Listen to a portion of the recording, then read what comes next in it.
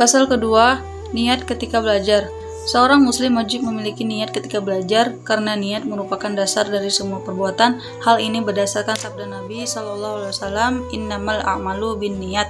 Sesungguhnya amal-amal itu tergantung niatnya. Hadis sahih dari Rasulullah SAW. Berapa banyak amalan yang terlihat sebagai amalan dunia lalu menjadi amal akhirat karena niat yang baik, dan berapa banyak amalan terlihat sebagai amalan akhirat lalu menjadi amalan dunia karena niat yang buruk.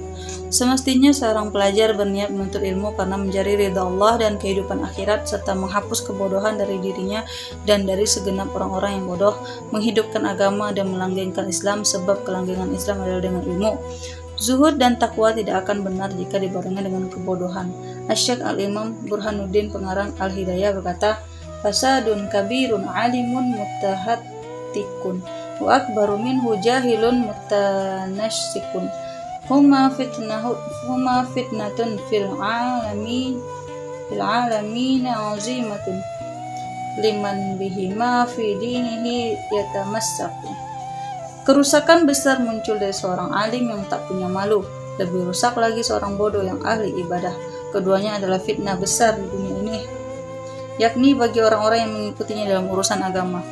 Selain itu, seorang pelajar hendaknya berniat mensyukuri nikmat akal, kesehatan badan, dan bukan meniatkan supaya manusia menerimanya, dan bukan pula untuk mencari kenikmatan dunia, kehormatan di hadapan sultan dan selainnya. Dan Muhammad bin Al-Hasan berkata, "Andai semua manusia adalah budakku, niscaya aku memerdekakan mereka semua, dan aku bebaskan kepemilikanku atas mereka. Siapa yang telah merasakan manisnya ilmu dan amal, tidak mungkin ia menginginkan apa dunia yang dimiliki manusia."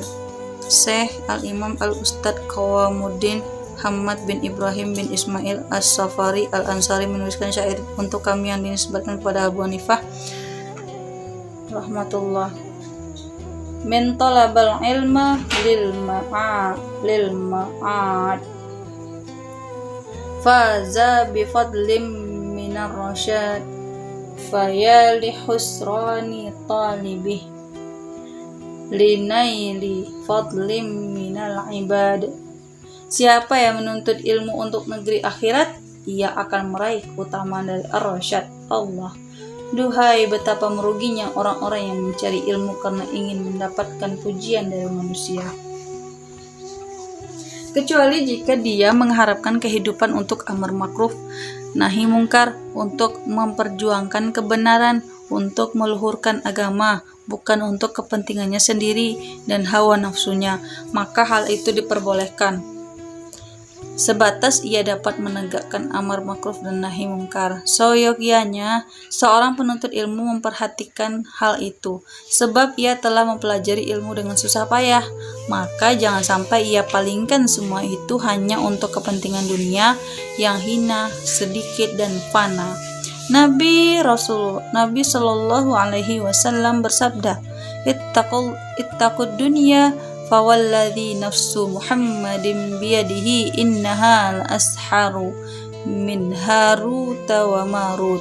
Hati-hatilah terhadap dunia, demi zat yang jiwa Muhammad di tangannya, sesungguhnya ia lebih menyihir daripada Harut dan Marut. Hiyad dunya aqallu minal qalil wa 'ashiquha azallu minaz zalil, tusimmu bisihriha qauman wa tu'mi fahuwa mutahayyiruna bila dalil. Itulah dunia, ia lebih sedikit dari yang sedikit, pendambanya lebih hina dari yang hina. Orang-orang yang menjadi tuli dan buta karena sihirnya, mereka bingung tanpa pemandu.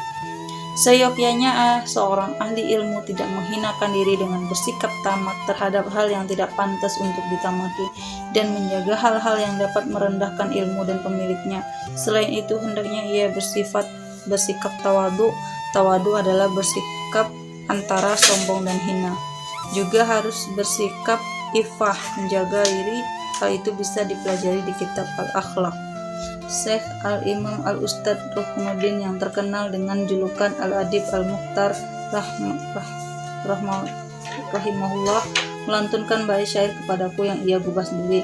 "Inna tawadu'a min khisalil muttaqi wa bihil taqiyyu ilal ma'ali yattaqi wa minal ajaibi ujibu min huwa jahilun fi halihi ahwa hawas sa'idu amis syaqiyyu am kaifa yuhtamu amruhu aw ruhuhu yauman nawamus mutasaffilun aw murtaqi wal kibriya uliz li rabbina sifatun bihi mahsusatun fatajannabanha wattaqo.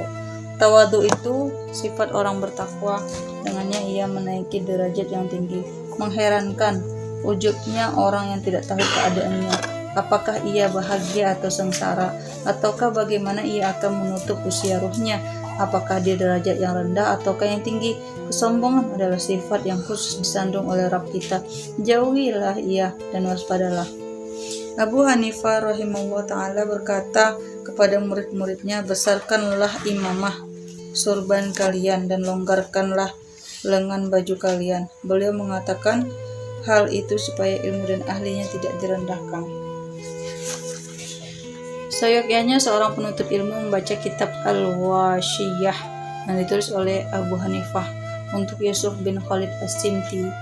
Ketika pulang kepada keluarganya dan ada orang yang sedang mencarinya, guru kami Syekhul Islam Burhanuddin Ali bin Abu Bakar dan para imam yang lainnya, semoga Allah mensucikan rohnya, memerintahkan padaku supaya menulisnya ketika aku pulang ke negeriku. Lalu aku menulisnya. Oleh karena itu seorang guru dan mufti harus berinteraksi dengan masyarakat.